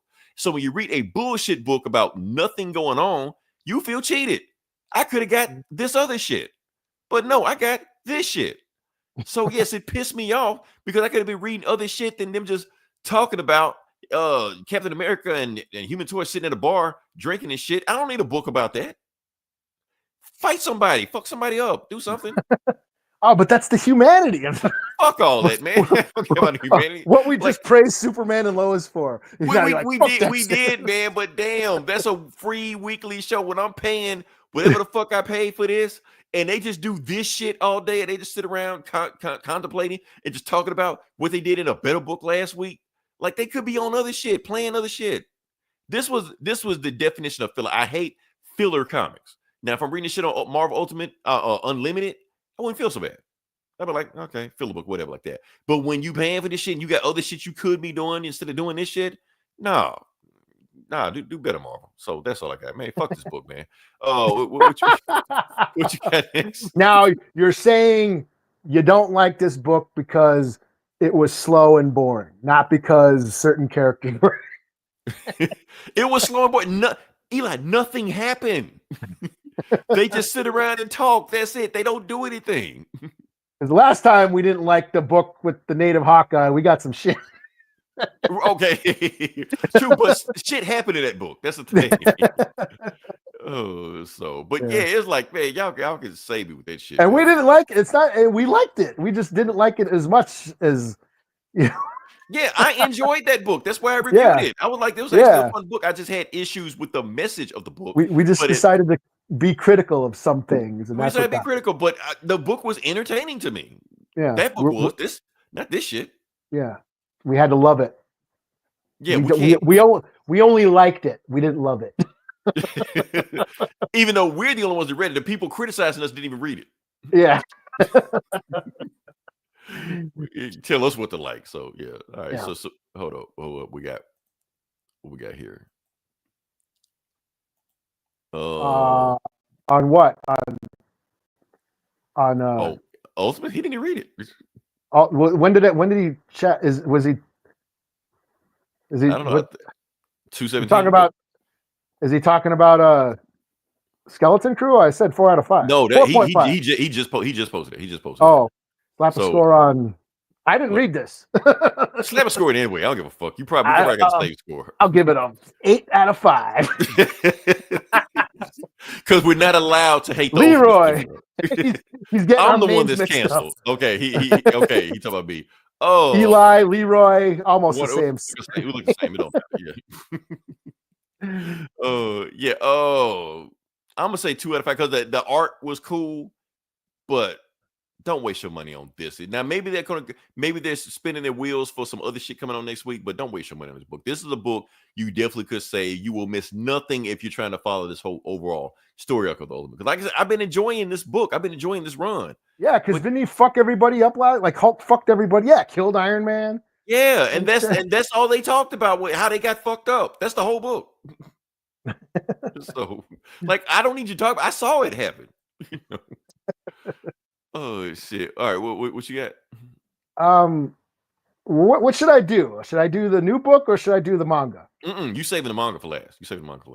Okay. Oh, we're gonna keep the listeners waiting. Exactly. Oh, we're gonna turn into the otaku bullies in a while, so everybody stick around.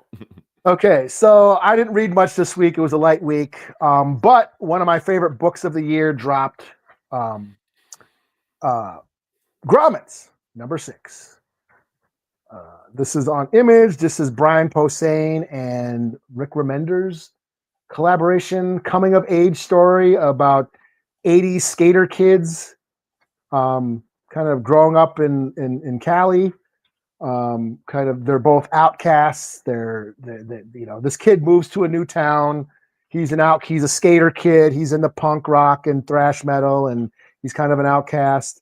And then he meets the other group of skater kids who are all just like this group of misfits, that kind of, coming of age. They're trying to like navigate the town of being outcasts. And in the 80s, when being a punk rocker, being a metalhead, being a skater was not that cool, and you got a lot of shit for it. So yeah, it's just about that. It's a coming of age story. These teens growing up, and it's pretty much this whole series has just been them getting into shit. Skating, smoking weed, listening to like punk and metal, and just getting into mischief. The last issue, they threw a party, but then a bunch of jock assholes showed up and they got into a fight. One kid got beat up. In this issue, the fight continues. These jock assholes are like really, one of them pulls a gun and they're just like, really bombing, because that's how it was. I mean, for punk rockers, they got jumped a lot by like jocks and cops. And actually, when the cops do show up and they see these skater kids, they're all bloody and bruised up and they got their ass whooped. And the cops are like, what did you do to instigate the fight? You know, it's like we didn't do anything. It's like, and you expect us to believe that those, you know, the jocks, like the star, the quarterback of our local high school would get into some trouble. No, it's always you little like punks getting, you know, starting shit. Yeah, so there's that discrimination. Yeah, punk rockers and skater kids got, you know, discriminated against. Metalheads. That's how it was, you know, back then. Like I said, it wasn't as fashionable back then. So that's pretty much what happens. And in the end, you realize one of the one kid is having to move again, and you realize that these kids are like gonna miss each other. You know, like that they did bond. You know, so it kind of focuses on the friendship, and so yeah, that's it. That's about it. We got one more issue. This is just a 7-issue arc, and like I said, I've been really enjoying this. Like I said, I totally relate to it. It's nostalgia for me. This is, again, I grew up during this time. I was into metal and punk and skating back then, and I could relate. So this has been like a lot of fun, and this has been one of my favorite books of the year. Definitely going to be on my list of best books of the year. So another 4.5 out of 5. Yeah, we got to start putting a list together, don't we? Yeah. I ain't even thought about it. Yeah. It's gonna come to me. It's gonna come to me. All right. So what? I only got one book left. What do I have 2 books? I did another book. I only got one book left. You only got one book left. I got another book left. Should I talk about the book? Wait, let me see if I'm talking about the book. Because I didn't think about. I shouldn't even talk about that fucking Ultimates now. I actually had another book I should have did. Okay, so the next book I'm going to do is Absolute Superman. Superman AF. Okay. Number 2. Iron Superman. Iron Superman. All kind of shit going on. Blue Beetle Superman, Venom Superman. Yeah. I read this too. You read this too. Okay, good. You can help me out with this. Okay. All right. So for those people who haven't keeping up, like I said, Darkseid made his own universe. And in this universe, you have another alternate universe version of Superman where everything is darker, edgier, emo, but it's Superman in an emo world instead of Superman being emo. But it's the absolute universe. It's the absolute universe. So it's a new version of it. We're going to go into it and see what's going on.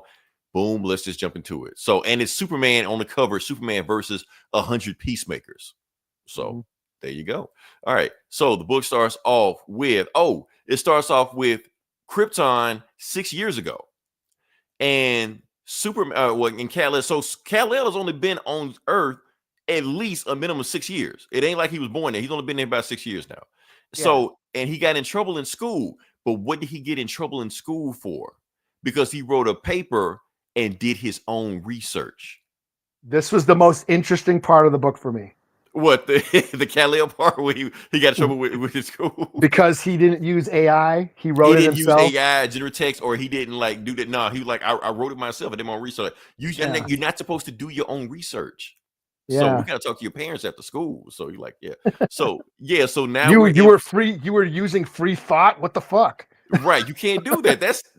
That's where we're headed, Eli. That's where we're headed. Yeah, that's why I said that was the most interesting part of the book was this first thing. Yeah, they should have dug into that a little bit more, but I feel like that's gonna come back to us. Well, so. It totally reminded me of Ghost in the Shell. Yes, an anime. I did watch an anime 20 years ago called Ghost in the Shell, and I did enjoy it. But that one cop, I can't remember the name. You know, the one cop that chose to use the revolver. You know. Yeah. He didn't have a high-tech gun with all the implants. He had minimal implants, and he chose to use a revolver because he liked to use his human instincts. You know, he didn't want to be influenced with the cybernetics and all the implants. He wanted to. He still relied on his human instincts and the feel of a revolver versus a high-tech, you know, machine gun with, you know, tech and assist, you know, aim assist and all that shit and laser sightings, you know. So that's what this kind of reminded me of. Here we have Kal-El thinking for himself and getting in trouble for it. You know?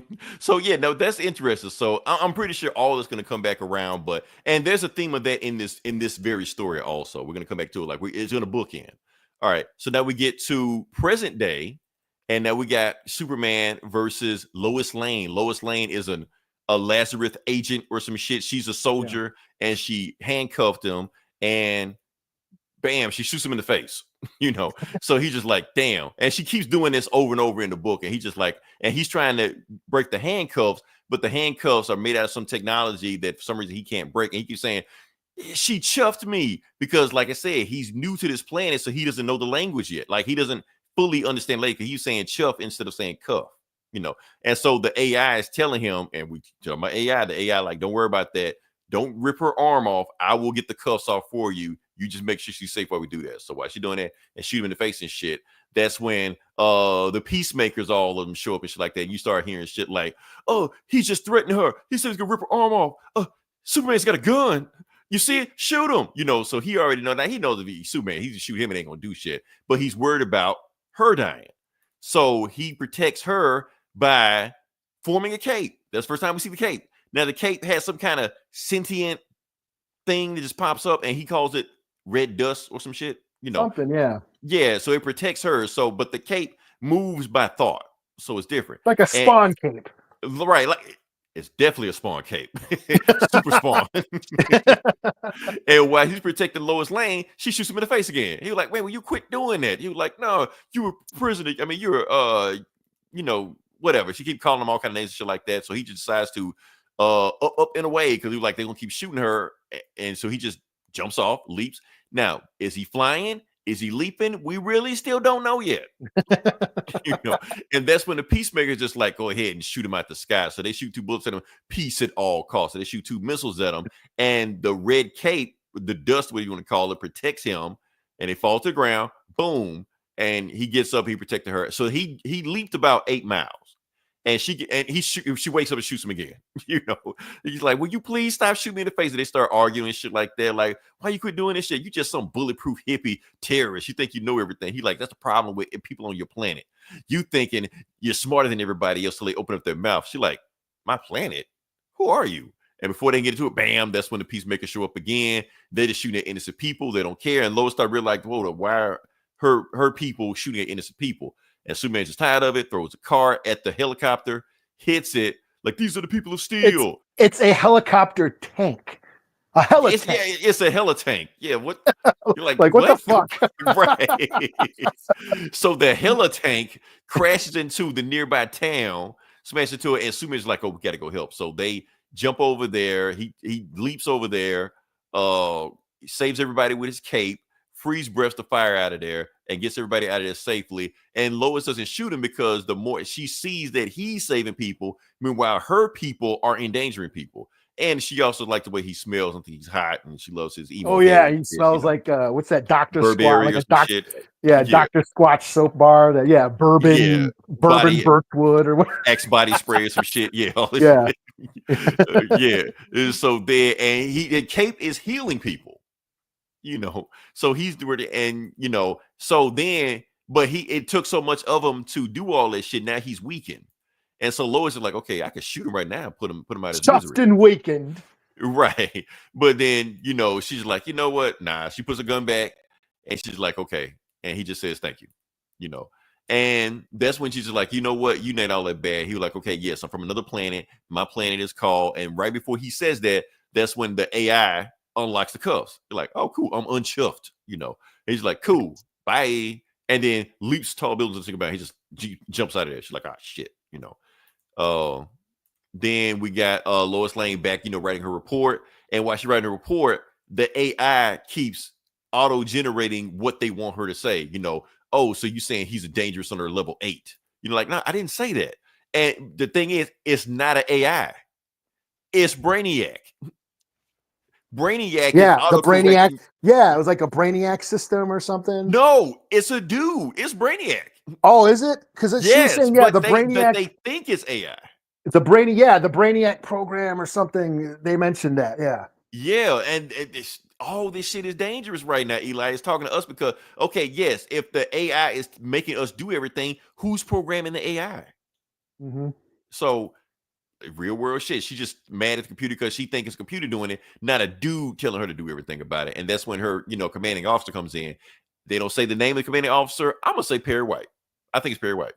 It's just like I'm gonna just rewrite this without AI. I'm gonna just rewrite it off the top of my head. She's doing the same thing Kal-El did at the beginning of the book. And she's like, I thought you hated writing reports. She's like, nah, I need to write a report by myself, not with AI. They're like, okay, go ahead. So she writes a report by herself and talk about other shit, like, okay. Anyway, we go back to that. They're back in there, and basically we got Jor-El and Lara building a spaceship. They go and build one because they already know the Science League gonna shut them down if they try to, do more. And that's when we go to, and Kal-El left there. He's going to Venezuela.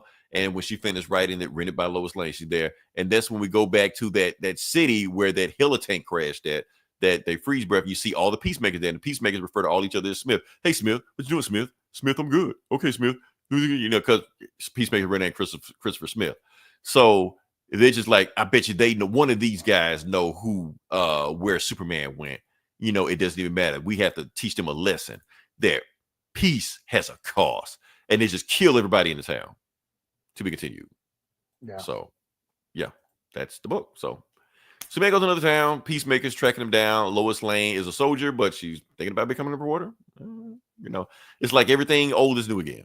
But yeah, it had some interesting stuff going on. But like all the AI stuff was interesting. The beginning and the end of it, where the AI was basically controlling them, and it's also showing how AI is controlling us. It's the same themes they were saying in the first book, how it was parallel between what killed Krypton is the stuff that we're going through right now. Like it's all parallel. So it's interesting. Yeah. So you wasn't feeling the sea lion? I thought it was fine. I thought it was no. I mean, I'm like, I just like they introduced this like different version of Superman and Lois, and like the origin of Superman, but now they're settling into their old roles. Now Lois is going to start writing. Right. Yeah. Superman is calling. Yeah. Superman's figuring out how to be a super guy, and we're just, now we're going into familiar shit, Understandable. For all we know, this might be the same break, because Brainiac pops up everywhere. Like I said, he was in the Milestone fighting Icon and shit. He might have just fell in this universe. Somebody be a different Brainiac, just might be that Brainiac. Well, I mean, if it's a world that fucking Darkseid made, a universe Darkseid made, I mean, it doesn't, I would not too far fetched as we'll put Brainiac in charge of all the computers on Earth. Yeah, like, hey, Brainiac, you gonna come over here? Okay, cool. So yeah, honestly, I'm gonna give it a 4 out of 5. I'm enjoying this book. I'm enjoying the new superpowers they're giving us. They turn them into Spawn, all this shit like that. Yeah, it's just a different version of Superman. Yeah. And yeah, it was fine. I'm just glad he's not evil and shit. That's the thing. He's just not evil in this shit. That's what I was scared of. So yeah, we got those familiar beats. Lois getting all hot and bothered by Superman, and right. Oh, this guy can fly, and and he smells good. Right, like it came out of nowhere. It's like she left it out of her report. Yeah. But like I said, I'm liking what Jason Aaron is doing, that he's comparing Krypton to us, Yeah. So I think that's pretty cool. Next issue, I'm pretty sure you're gonna do something else, but yeah. All right. I'm not gonna do my last book. I think I'm done. What was it? Spider-Man, Miles Morales. Oh, was it? Okay. Yeah. He's still a vampire? Yep. Okay. They keep giving him more powers every book. Every time I turn around, there's another power. So yeah. All right. So all right. Now, Eli, I'm throwing it to you. You booked out other than this last one? Yeah. Okay, because I want to settle into this with like I said, the comic book bullies are done for the night. We are now the otaku bullies. We are the anime bullies, the manga bullies. Sure. We are the weebs. Where's your Naruto ninja headband, Eli? Put that shit on right now. Eli's wearing. You can't see it, but he's wearing it right now. Believe it, yeah. Dr. Bayo. All right, so give it to me, Eli. Like I said, I'm just go ahead. Yes. Okay. Because it was such a light week on books, I only read the Superman and the Grommets book. I decided, you know what? We've been pressured by our audience. Yes, all three of you. Right. Fuck comics. When y'all doing manga? Yeah. Why don't you guys read read manga? Why don't you review anime? And blah blah blah blah blah. And it's like we're nerds get comfortable. We get in our little our comfort zones and like our own things. Echo chamber and shit. Yeah. So since it was such a light week, I was like, you know what? I'll check out a manga. I'll check out a manga. So this was only $2. My Hero Academia. $2? Because when I saw it, it was $1. Oh, something like that. It was really cheap. Okay, yeah. Maybe it was $1. Maybe it was only $1. Then cool. So volume 1 of My Hero Academia was only $1 on Comixology. And I'm like, you know what? I'll check it out. And I read the kind of the synopsis. I was like, it sounds like something that would be in our wheelhouse. Superheroes. So I gave it a whirl. People been asking. No, I've read some manga here and there, but it's been a while. I think the last one I read was Attack on Titan. I read like the first couple volumes because that was a lot. It went a lot faster than trying to watch that show.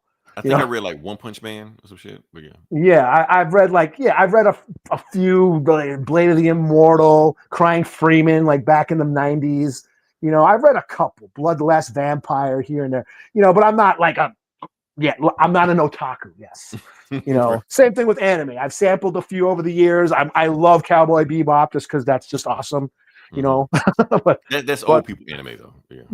I'm not into this new modern anime or manga. So I decided, because our audience seems to demand it, and that's what we're here for. Give the people what we want. Give the people what they want, right? Yes.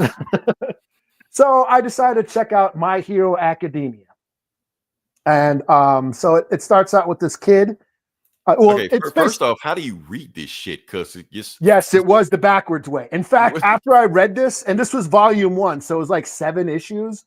Yeah. So after reading this, and then I picked up the regular comics, I was reading it. You know what's fucked up when we were reviewing that Teenage Mutant Ninja Turtles versus Naruto, right? So people were picking that up that only read manga. They didn't know how to read that comic. Yeah, shit is backwards, right? Yeah. So after reading this, I had to I have to read the American way again. So yeah, those first few panels of that Superman, I'm like, wait a second, I'm reading this backwards. So yeah, so this basically so My Hero Academia. Now I'm not I'm not familiar with this world. So any of you hardcore fans of this, don't at me. Don't give me a break. This is I don't know this world that well. So if I get names wrong or I'm not familiar with certain concepts and ideas of this universe, it's my first piece time. Of shit. Get off the internet. You don't know what that quirk is called. It's called the blah blah blah. Yeah. Right. Yeah. So basically, this introduces a world where everybody is born with superpowers. It's a world where everybody has some sort of powers called quirks.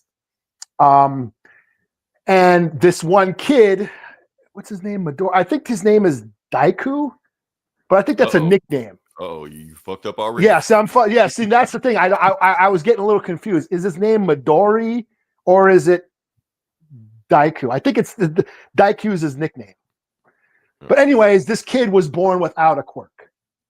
So he kind of idolized. He's always dreamed about being a hero. He always idolized, and he idolizes this one like great hero. He's like the Superman, Captain America. His name is All Might. So he kind of grows up being kind of bullied and an outcast because he doesn't have a power. Then one day he gets attacked by this supervillain or whatever, and All Might, his hero, comes and saves him. And he totally fanboys out. And he follows him, and then he finds out that All Might can only be super for 3 hours out of the day. I think he got injured in a battle, so now he can only be a hero. He can only have his powers for 3 hours out of the day. And when he transforms back into human, he's really skinny and shit. Shazam. Okay. Kind of, yeah. So but this kid is the only one who knows that secret. So then another a villain comes back and starts attacking the town, but All Might cannot. He used up all his power. He can't, turn back into All Might. Because he used up his time for the day. So the kid ends up going and running in and tries to save the kid who's getting attacked. And this, of course, All Might sees it and it inspires him, like, wow, this kid doesn't have any powers, but he's still trying to help people. That's like the most heroic thing I've ever seen. So it inspires him, and he ends up talking to the kid, saying, hey, you know, my power, I inherited my power, and I need someone to pass my power on. So I'm going to choose you. You're going to inherit all my powers, you know. But the problem is you're too much of a weakling. Your body cannot handle it. So you need to train, you know. So he ends up spending months training and working out and lifting weights, so his body, so he can gain muscle and his body can take on those All Might's abilities, you know. So he does that. He works out. He eats his hair. So yeah, he eats All Might's hair, or his own hair? All Might takes a strand of his hair and says, "Here, eat this, and this you'll get my power." So he enters this superhero high school, you know, and he's got to take a test, but he doesn't know how to work his powers yet. He's never used any powers before. And there's this big, huge obstacle course with like enemy robots and this big giant robot that they're supposed to avoid. And each, you know, robot enemies they destroy, they get points and shit, you know. So this whole, all the kids, they all go on this test to this obstacle course. And of course, this kid, Daiku, does not know how to use his powers yet, and he's not getting any points. So he's thinking he's going to fail. But then he notices one of the girls getting attacked by one of them giant robots that they're supposed to avoid. So again, he goes in and tries to save her. And then all of a sudden, his powers kick in. And it's all at once. He like One Punch Man. like destroys that giant robot with one punch.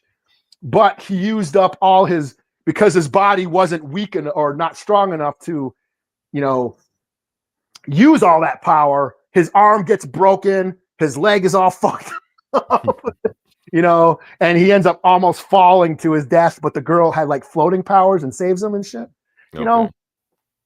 So, you know, he doesn't have any points, you know, so he's thinking he's going to fail and he's all fucked up. You know, a nurse with healing factors comes and saves him and nurses him back to health. But then it turns out All Might is one of the teachers at this school. And he says, you know what? You didn't get any points. You didn't get any points because you didn't kill any enemies, but you got the most rescue points because you actually saved your classmate. So you pass. So he ends up passing the test, you know. And then he kind of settles into school. We get introduced to the classmates, and it's turning into that familiar high school and superheroes and kind of like the X-Men. You know, different characters. He's got a crush on the one chick. And of course, there's the asshole bully who's bullying him. And we settle into that dynamic and shit. And that's kind of where I'm at. That's kind of where volume 1 is. You know, that's where it stops. But I can tell, yeah, you're getting that X-Men feel, you know, the teenage, you know, New Mutants, Teen Titans kind of feel, teen superheroes, you know, the Harry Potter, they're at a school. You know, all these students with special gifts are at a school and dealing with the pressures of high school and all that shit. That's kind of where it's at, you know. Yeah, it was fine, you know. I don't know if I'm gonna get volume 2 because that's like $8. Oh yeah. Well, maybe to be on sale, you know. Yeah, I mean, but then when you think about it, that's actually not bad. $8 for a graphic novel. It's a lot. It's not like $8 for 25 pages. No, it's $8 for like 7 issues or whatever. So right. It's damn near a graphic novel. Yeah, like a graphic novel for $8 ain't bad. You know, like trade paperbacks is usually like 15 to 20. Right, because that's how they release their books over there. So they just release them all at one time. So yeah, so maybe I might check out the anime. That way you can know how to pronounce this shit. You know. Yeah. So yeah, I'll give it a 4 out of 5. It was interesting. You know, it did get a little getting used to with, you know, the way the reading format and just how the thought processes they do, you know, the certain art styles, they're over exaggerated facial expression and shit, you know. But yeah, I mean, it was fine. You know, I could tell why people are into this. The kids are into this shit. It's like, yeah, they might not get into Marvel or DC or the shit that us old ass motherfuckers are into, but I can see why they gravitate towards something like this. Yes. And that's the only thing I've seen. Like I've seen Superman versus All Might. I'm like, who the fuck is All Might? What the fuck? So I've seen this shit before. So. Yeah, that tracks. Yeah. So there you go, y'all. I read a manga for y'all. There we go. We have checked the box. Okay. And I recommend it. Yeah, check it out. 4 out of 5. It was only 99 cents. So yeah, worth every penny. And yeah, I read it during the week. Recommend one of the highest selling comics of this decade. Okay. I thought it was pretty good. Yeah, for 99 cents. Yeah. Everybody else was like, no shit, Yeah, I saw that. I saw like, oh yeah, Absolute Batman sold like 400,000 copies, and then you look at a manga, 4 million copies. Like that's so adorable, Like I said, I'll see how it is. That the $8, that's a big ask if I got to buy other books. We'll see how it goes. Maybe next month. Yeah, that's the thing. We're not gonna do any. If we do review some manga, we're not doing that new shit. We may get some old shit that's kind of probably like start from the beginning. Yeah. I don't know, Bleach or some shit, One Piece, or whatever the fuck. I don't know what the fuck y'all on. So, I started watching Naruto. Holy shit, I got a long way to go. You got a long way to go. I never finished it. I just said fuck it after a while. I was like, holy shit! Like, do I really want to start this shit? It's gonna take a while, Eli. It's gonna take a while, but it's got some interesting shit. That and then all the movies. Like, there's like 10 movies. There's just 10 movies, right? And then how many seasons and shit? Like, holy it's shit, a lot of fucking seasons, man. Like, goddamn, how long was this kid a kid? Then he grows up like halfway through it. Then you got to get through that shit. Oh, Jesus. Yeah, man. Yes, it's a lot. We'll then his son gets his own show. Oh, damn. Yes. Oh, shit. Well, wait a second. Who's the mom then? Is it what's her face? Is it the pink haired chick? I can't remember her. See, I'm fucking up her name. No. It's not the pink haired chick. Okay. Is it that little girl? Is that little girl who has the crush on him? Yes. Okay. She grows up to be hot later on in the show. Okay, she's the one who has like, you can do it, Naruto. Yeah. So when they get older, you can see, Naruto, that's who you should be with, right? Yeah, man. But I was watching season. I think I got through the whole season, like 20-something episodes. But goddamn, there was like 4 episodes of just them taking an exam. Like, yes, like holy. That's anime for you. Just a whole bunch of shit of just whatever. Yeah, that the Cowboy Bebop days of 25 episodes. They done with that. Yeah, nice each episode its own thing and shit. No, fuck all that. Yeah. Yeah. Just 4 episodes of just them taking a test and cheating and shit and like, damn.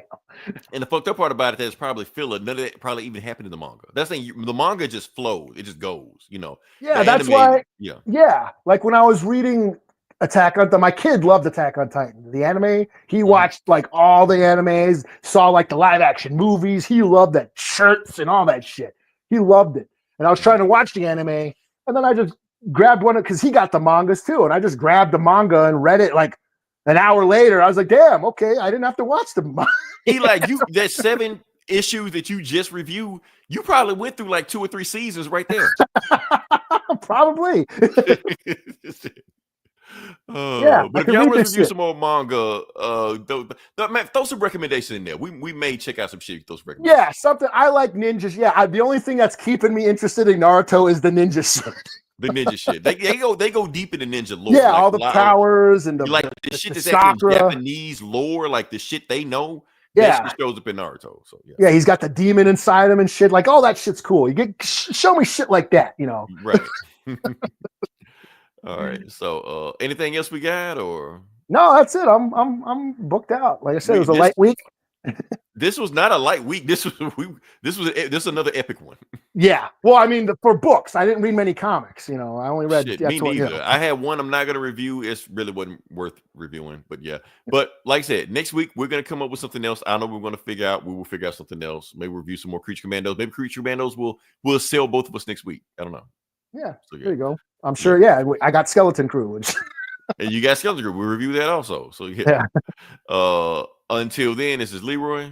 This is Eli. We'll talk to you guys next week. Same bullet time, same bullet channel. Until then, die 1,000 deaths.